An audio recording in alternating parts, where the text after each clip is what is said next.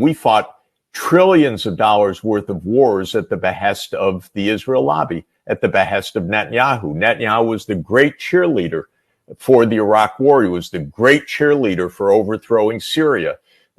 He's been the cheerleader for a war with Iran that he's just desperate to have this coming week. And I mean it literally. Where is Western civilization when Israel is massacring tens of thousands of people before our eyes, blowing up the housing, the hospitals, the clinics, the infrastructure of Gaza, then now bombing indiscriminately Beirut, in fact, all parts of Lebanon. They were just bombing the port of Tyre. And Netanyahu's talking about expanding the war to Iran. Of course, he can't do it other than the United States getting into a war with Iran, which would be a complete disaster and a disaster for Israel, though it's the one that Netanyahu is egging on.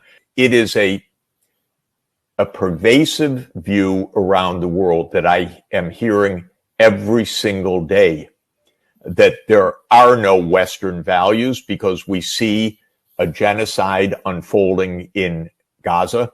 We see absolutely zero will of the U.S. government to rein in what Israel is doing, though everything that Israel is doing depends on the U.S. bombs, the U.S. weapon systems, the U.S. financing. This is a U.S. operation being carried out by Israel, but with complete complicity by the United States and silence by Europe. This is now the common parlance around the world. I'm asked all the time, what is your government doing? How can it stand by when Israel is committing these crimes? It's an amazing question. It's so stark. It's such a profound failure of American politics that it is like this. Netanyahu has been leading the United States into disaster after disaster after disaster, and he still shows up to Congress,